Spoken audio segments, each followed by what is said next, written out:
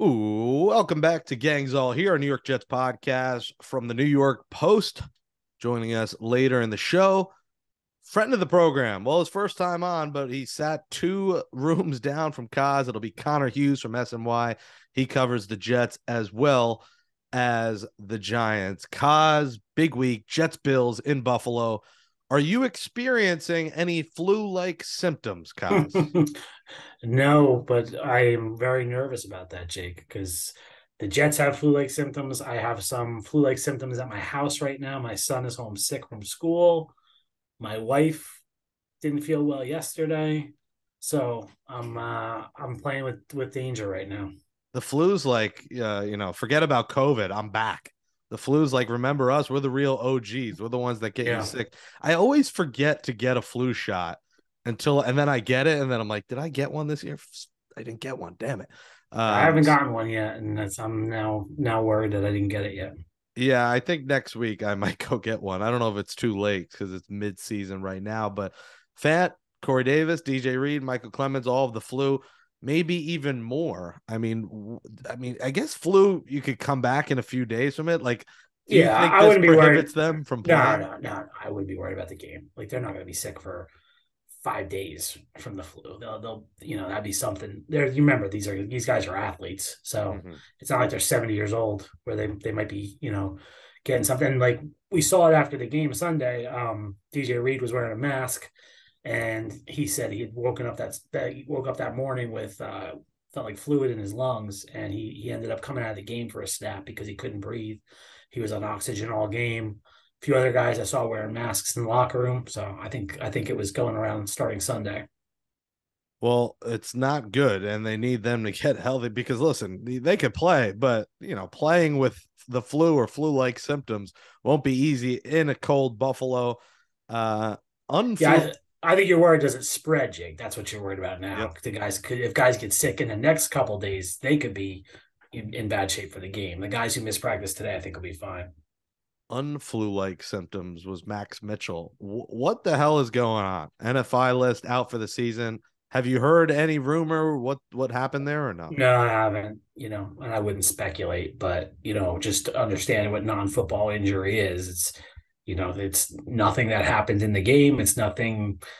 It could be a something that happened off the field. It could be a mental issue. It could be mental health, like that Alex Lewis a few years ago in NFI when he had some trouble. So it could be he sliced his hand cutting an avocado. Like there's a whole variety of things it could be, and I haven't heard anything, Jacob, what it is, and so I don't know. Yeah, well, hope all is okay on his Yeah, end. It hurts the offensive line a bit in terms of depth, but now George Fant is locked and loaded as a starter, assuming he's fine from the flu. I mean, good God, they can't get a the tackle 100%. situation is unbelievable. I mean, it's December and it's late in the season. I get it, but good God, this is crazy with the injuries, with the flu, people getting sick. So George Fant's the starting right tackle, and Dr. LDT is back, Lauren Duvernay Tardif. So I guess what is this? Brown, Tomlinson, McGovern, Herbig, Fan on Sunday. Yeah, and Mike Remmers is the backup tackle, Salah said. So he'll be out there. And then they added LDT as a backup guard. So All right, and then Michael Carter, we expect him to play. He's back practicing, right? back practicing fully. We're recording this on Wednesday. He's a full going practice, looks fine. I saw him during the special teams period. He was returning kicks. He looked good. So yeah, I think he's back. It's going to be interesting to see now what the split is there, right? Because Bam Knight sort of he injected himself into the conversation here, and he needs to keep getting carries. Robert Saleh was praising him today. Talked about his GPS numbers were insane from the game from that 48-yard run. I think was clocked at a 4.39 in that run. So he's going to still have a role. It's just going to be interesting what they do with Carter now and him both in the backfield. What is GPS? I feel like I'm driving somewhere. I don't know where I'm going. So they on the shoulder pads, Jake, they wear a device and the teams can get information about how fast they're running, how much they move during a game. That's where the next gen stats come from. So like if you see a next gen stat, like this guy hit 23 miles an hour, they have chips in their shoulder pads that they wear. They wear them at practice too. So at practice or in training camp, they can say, "Hey, like you're only giving your maximum effort on 8 out of 25 plays in practice because we have the numbers right here, and you ran this fast on 8 plays, and in 17 plays you ran this fast." So they have a lot of data now. These teams on their athletes. So many analytics going around these days. Well, we will see a combination, and we might see James Robinson, much to his dismay, inactive again, right? Like I Ty would think Johnson so. might be number 3. I would think so. Yeah, I don't see why not. He didn't do anything in that game to make it otherwise. And at some point, you start thinking about that draft pick. You don't want him to come Here he close to 240 goes. yards. No, no, Yeah, you that come on. You don't. But if you're the Jets, I don't think he's gonna. I don't know how many yards he has. It was 240 he needed, right, for the pick to go from a 6 to a which is 5. crazy because we thought that was a Yeah. lock, and now it's So nowhere close to a yeah, lock. but like yeah, you don't even want him to come close to that now if you're the Jets, right? You don't even want to risk it. Like let it be a 6 round pick. Yeah, so go from a 6 to a 5th if he gets 240, and it might come down to the final week or How many does he injuries have for him right to now? get it. Do you have it? I'd have to check. Let's see. I'd imagine he's under It's 100. He not had the much. Yeah. yeah. Oh yeah, he has to be under 100. Let's see the game log. He's at 425 for the season. Now with the Yeah. Jets, he's at 10, 10, 48, 58, 68, 78, 85. So he needs 115 plus 4. He needs 155 yards in 5 games, essentially. So It's that's not much, but so that's if he about play, 30 a game, 27 a game, yeah. 28 a game. All right. Well, if he gets 28 a game, that goes from a 6th to a 5th. Well, the Jets right now are the 7th seed. Season ended today. They play the one team, literally the legit one team you do not want to play in Kansas City. So that has plenty of room to change. Maybe, the Chiefs take the one, and, listen, the Bills lose this week. Maybe Chiefs Yeah. end up 1, Jets end up 2, and you get a third Chiefs Jets Bills Chiefs having an matchup. easier Chiefs had a pretty easy schedule down the stretch, Jake. Yeah. Because that NFC West is like not what we or AFC West rather is not what we thought it was going to be, right? The Broncos are dogs. I think they play the Broncos twice. I remember right. The Raiders are coming on. Chargers are, but the Bills have a much tougher road ahead they play all 3 teams in the AFC East still. Yeah, Jets, Dolphins, but they get the Bears in there, but then they get the Bengals who are surging, and then Bengals the are good. Patriots. Although I think the Yeah. Patriots at that point will be pretty much toast. But yeah, definitely a tougher schedule. And then the games of importance this week: Ravens at Steelers. They'll be watching for playoff seeding. It's an interesting one. Pickett's looked solid. That's not an easy win for the Ravens. Have not looked good, and Lamar Jackson's banged up, so that could be an interesting game. Browns at Bengals could be interesting. Deshaun Watson, a game under his belt. Jaguars at Titans. Titans haven't looked great lately, but it is the Jaguars. Chiefs, Broncos, like we said, Broncos are, an automatic win, whoever plays them. And then Dolphins, Chargers is the big one that got flexed to Sunday night. Guys, that's pretty much a win-win for the Jets. I'm trying to think who I would rather. I guess I'd rather the Chargers lose. I think you want the Chargers lose. You want that to be like an elimination game almost, right? Like, yeah, I think you want the Chargers to lose that Because game. then you think about the tiebreaker with them, that hurts their conference record. And then the Chargers have Titans, Colts, Rams, Broncos. So 4 winnable games. So yeah, that's kind of an elimination. Although you look at it as Miami loses, then it makes that last week 18 game even that much more interesting if Miami could scratch out one more loss, because then the Jets are playing for the tiebreaker and potentially knocking them out of the playoffs. But that's far down the road. It's Jets Bills in Buffalo, 1:00 CBS. And how about this? The Jets get the A-team broadcast. Jim Nantz and Tony Romo on the call in December on CBS. Who would have thought? We are far from the Spiro Adidas. I've ripped Spiro Oh, Adidas too that's many not times. nice. But Not when, nice. listen, they go from the C or D crew to the A crew, it means business. 9-3 Bills, 7-5 Jets. Jets are 9-point underdogs. No respect. The Bills coming in hot, Kaz, but they beat the Browns in Detroit with Brissett. They beat the Lions in Detroit, back-to-back games in Detroit, and they beat the Patriots, who aren't great. So, there's not much to take out of that win streak. Break the game down, make your pick. Yeah, I think the line, Jake, is a big one. I was surprised at how wide the line was. I guess that's because it's in Buffalo. I mean, the Jets beat this team not that long ago. So that line surprised me. I think, Jake, it comes down to, and this is almost every football game, but I really think turnovers are huge in this one because Josh Allen has 11 interceptions this season, second most in the NFL. We saw it in the first game when he turned the ball over twice against the Jets, and that, especially the late one, was key for the Jets in the game. So Jets have to get him to turn it over again. It's something their defense hasn't done a great job of lately. They overall this season they've been great turning the ball over. They haven't done a good job in recent weeks, so they need to force some turnovers from Allen. They need to make the Bills one-dimensional. They can't let them run the ball. I think if the Bills start running the ball, the Jets are in trouble. It's supposed to be a wet day on Sunday. And then on offense, it's what we talk about every week: run the ball and don't turn it over. And Mike White has done a good job of that for the most part.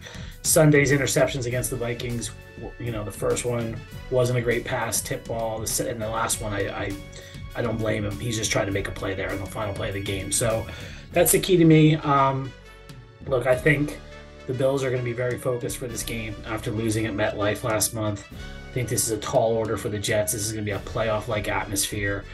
I think the Bills will win this game. Give me 28-17, Jake, I'll go with. Wow, taking a blowout. 11 points isn't a blowout, Jake. It's not a blowout. But I'm not going to middle it where I'm going to say the Bills are going to win, the Jets are going to cover. I'll take the Bills to win and cover the spread. All right, well, we shall see if that comes to fruition. I think the only time I picked against the Jets this year, I've definitely been a homer this year. Someone called me out. Someone said I'm a fanboy and picking the Jets. You are a fanboy, though. It's partially true. Yeah. It's not inaccurate. And that comment didn't persuade my decision, but I just think, like I said, the Bills are. They're on a win streak. They're kicking it into gear. I thought Josh Allen was a little banged up at the end of that game when the Jets beat him. His elbow was banged up. This team is cruising now. They're playing like we expected them to play. And like you said, playoff atmosphere in Buffalo, cold conditions is very difficult. But I think the Jets will fight till the end. But for once, I'm not going to take them. And it worked last time when I took the Bills against the Jets because the Jets won. The whole world did. I'm going to take the Bills 23-20 in a tight one. The over is, I think, 44. So I wouldn't bet on that because it's going to be close. But I just think, like you said, tall order. I hope Mike White plays well. They get Michael Carter back. I think that's why it'll be tight. But this Bills team might be too good in their own building. And listen, I hope if the Jets make it, they don't have to play them again there because you say it's cold in conditions now. Buffalo in January.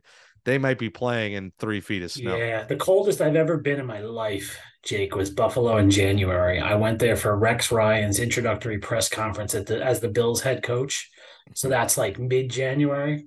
Oh my God, it was like 20 below zero. It was windy and just awful. Yeah, I agree with you. I don't care about the Jets going there. I don't want to go there in January. Well, if the Jets don't make it, I guess you have to cover. Yeah, well, it's in the past, so it's going to be interesting to see what we do. In the past, I used to go to games no matter what, and during the last few years, it's been different. It's been covering from the couch. COVID kind of changed the way we viewed things, so I don't know if I'll be back on the road again for playoff games that the Jets aren't involved in. And I'm sure your couch would be calling your name, and you would love to be there versus Buffalo. I don't blame you. I don't even know if the Jets Bills. I don't know if I'd make the trip. I just don't know if I could do it. I have some Bills fan friends, obviously Jet fan friends, so maybe, but I don't know. I can't do the 0 below. That's instant flu. You're instantly getting the flu as soon as you get back. Well, we hope our next guest doesn't have any flu-like symptoms. That's Connor Hughes, Jets reporter for SNY. He'll join Gangs All Here next. All right, we're back on Gangs All Here. Jake Brown, Brian Costello, and it's taken a while to get him on the show. He's a busy man. He lives far from the stadium, but he is with us now. You see him all over Twitter and your TV screens and your YouTube screens. He's an NFL reporter covering the Jets and Giants. If he's at one, he's got the game on the iPad on the other. It's Connor Hughes in the building with SNY. We are colleagues, I guess, the post in SNY. Follow him on Twitter at Connor_J_Hughes. So many goddamn underscores. Connor, welcome to the show. How are you?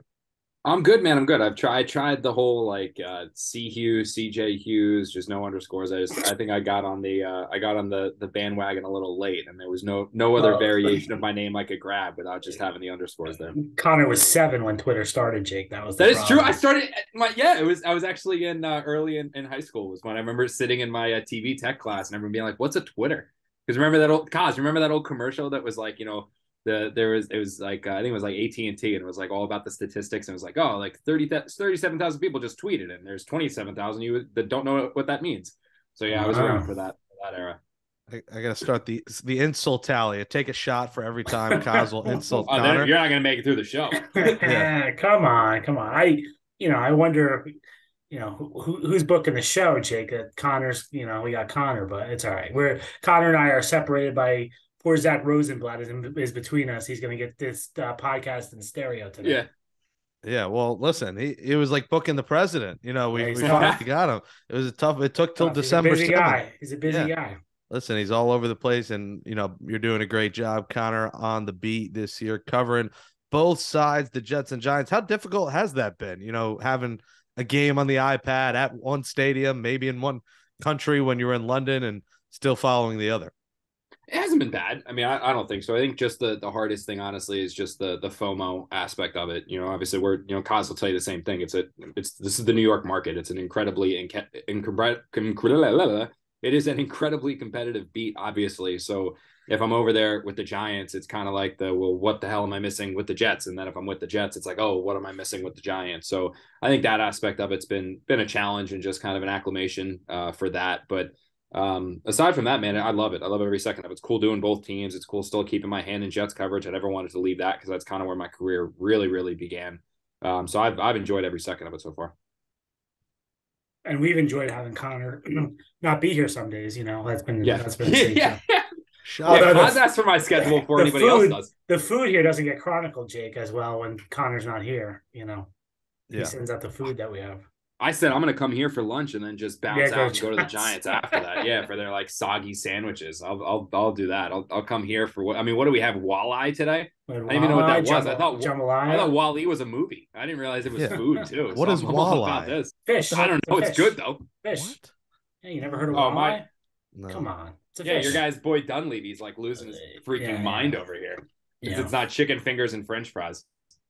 Those are the essentials. I'm with them there. What has there been a more fun to cover? I mean, they both have been surprising stories, but is there one side you've not enjoyed more, but that has had more storylines per se? No, I'd say I'll just be honest. I think I've probably enjoyed covering the Jets this year a little bit more than the Giants, just because I think the Jets are more fun to watch. The Giants play a style of football every single week that isn't very easy on the eyes unless you're the diest of all diehard Giant fans, right? I mean, they basically just try to out ugly their opponent. They play a really ugly brand of football. They try to keep it to within one possession, and then in the fourth quarter, they can just hopefully pull it out at some point, right? So the Jets actually look across, and things don't always go their way. Obviously, when Zach Wilson was out there, it certainly was not very pretty, but they have talented players everywhere, which makes sense because this is what Joe Douglas has been here since 2019. He's had the 2020, 2021, 2022 drafts, including free agent signings. So this team has talent around there when Joe Shane's just taking over. So I think just from a visual standpoint, the Jets are a bit more fun to watch right now. I think the Giants could be there in a couple of years, but the Jets are just a more entertaining team at the moment. With the Giants, kudos to them, well-coached team, they're winning games, but if you want the entertainment aspect of it, I don't think you're getting it from Big Blue this year. Do you get questions, Connor, from either organization about the other one? Yeah, actually, I do. I figured everyone's always curious about the other organizations. Yeah, it's fun, and I didn't expect that. It was funny. It's like some people over here that didn't usually talk, and then suddenly like, hey, I'm just kind of curious about blah blah blah blah blah blah. But no, it is like the Jets are always curious about the Giants. Giants are always curious about the Jets, which I didn't think was a thing. I always thought that was just kind of hearsay or an assumption. Oh, it's a thing. That's really legit. Oh yeah, it's real. Since the quarterback change, what's your impressions? It seems like everyone likes Mike White. All the teammates like him. They love him. I'm sure post-game pressers have been a little bit easier on you guys with Mike White in there.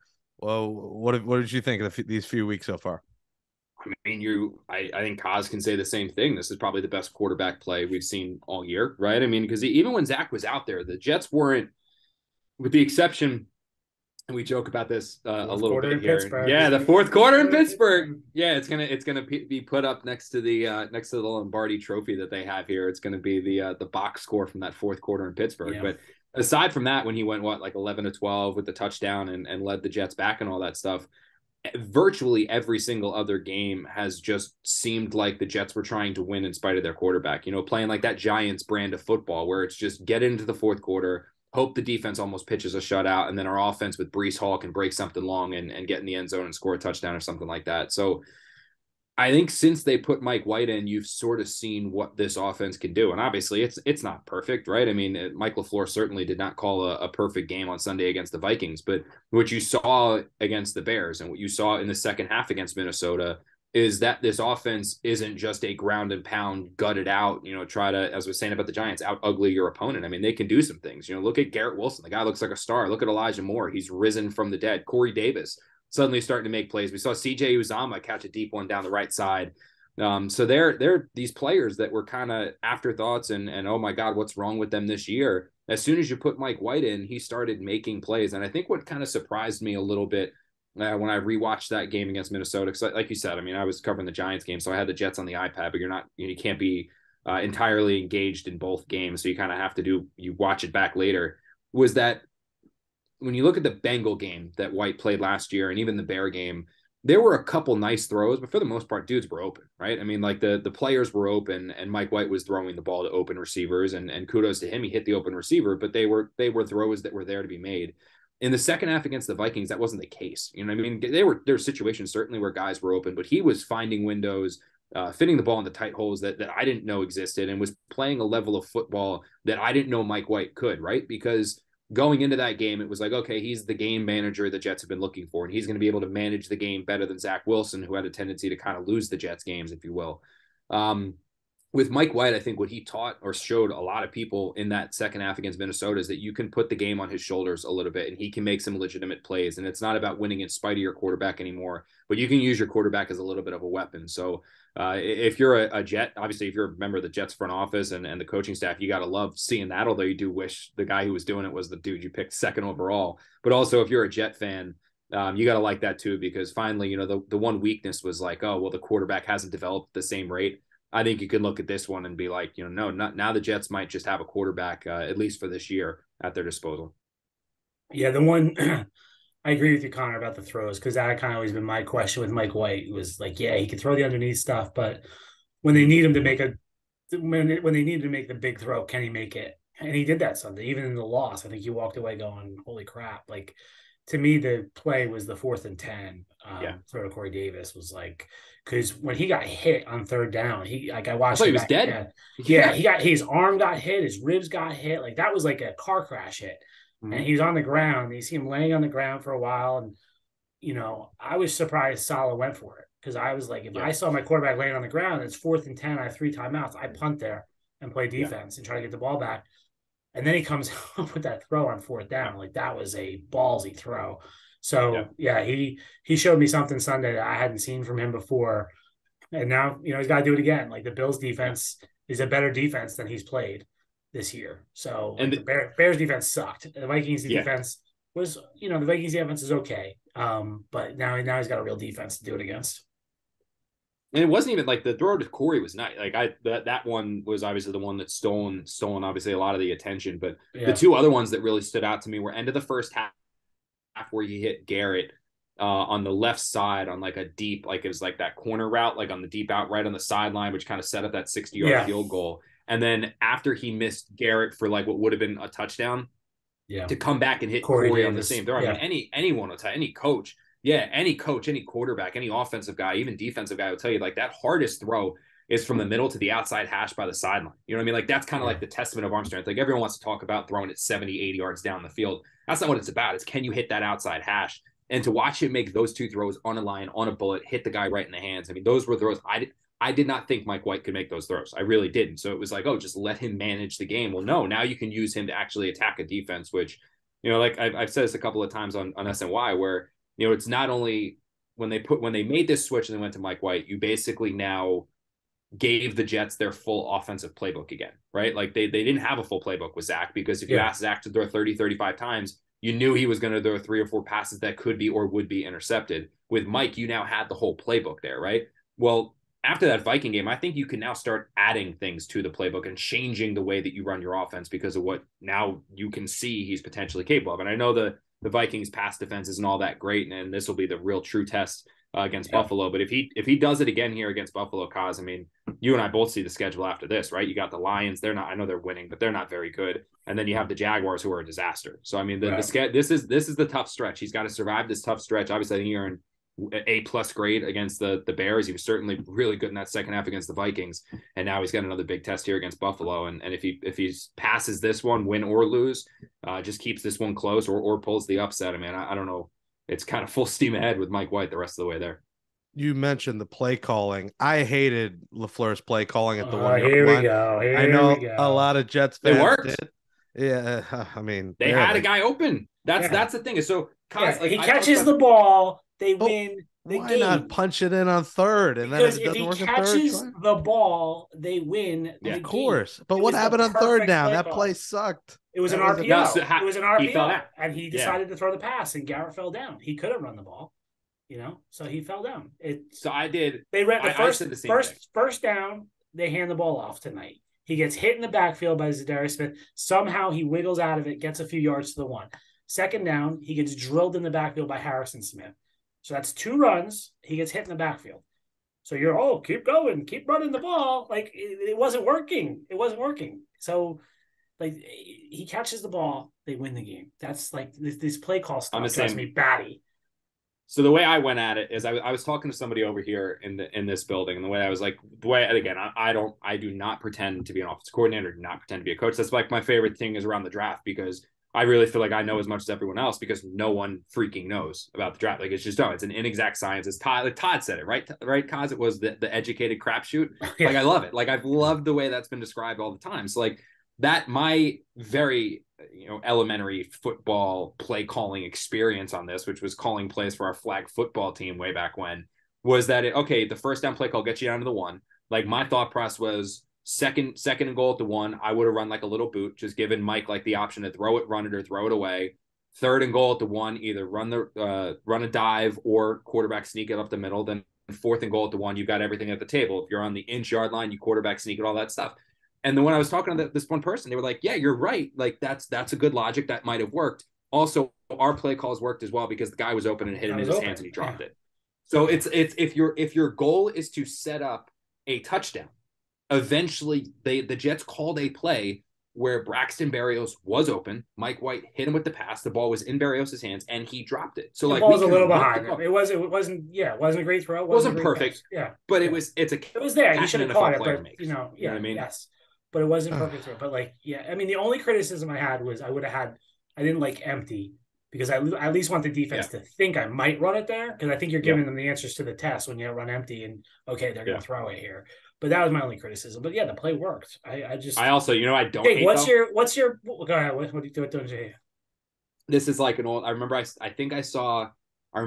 remember Kerry Collins did this against the Jets way back when he was still quarterbacking the Giants. Is like when you're down near the goal line inside that 5 and you spread the field with a quarterback that clearly is not a runner, and then you run the quarterback draw right up the middle. I feel like that always works. Like, I don't know why. Like, I just feel like the defense is like, oh, there's no way they're going to design a run for this. And it's just, you take the one step back, you hitch, and you run it up the middle. Like, I love that. I wouldn't run on a 4th and goal at the 1. But that 3rd and goal at the 1, I wouldn't have hated. Jake wants the reverse, Connor. Jake wants them to run the reverse at the 1.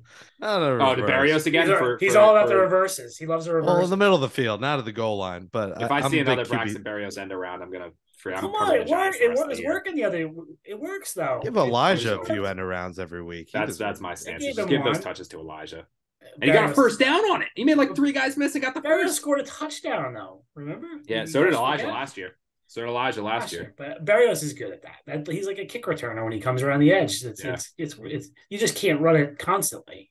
Yeah. They've just run it too much. You can see White doesn't love running the ball. Like there was one time where he had a ton of room and just waited to the last minute. He's a pocket passer. It's obviously, I mean, some Yeah. guys just don't run it. Like, I think they don't, like, even when he did run it, it was painful. Like, even the quarterback sneaks were painful. Well, the first one was okay. The one near the goal line was painful to watch. And when he did run it to get him down to the one, that was painful to watch. So, I mean, it wasn't like, you can see why he doesn't run the ball. It's not a pretty sight. I just feel this is a growing process for both of them. LaFleur's figuring out what to do with Mike White, new quarterback. I don't know. Not just that call. I think throwing it 57 times, 58 times is not the recipe for success. Yeah, that's true. I mean, the only thing is, and I meant to look this up, is how many of those throws were like at the line of scrimmage or a few yards beyond. Because I do think in the first half they were pumping those little throws. It was basically that was their running game. It's basically a run. When Corey Davis goes in motion behind Mike White and he flips it out to him, that's basically a run. Like that.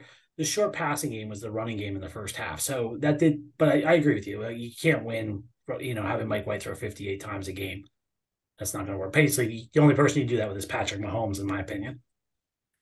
Connor, do you think, what's your prediction here? Do you think the Jets end up making the playoffs? You put him on the spot.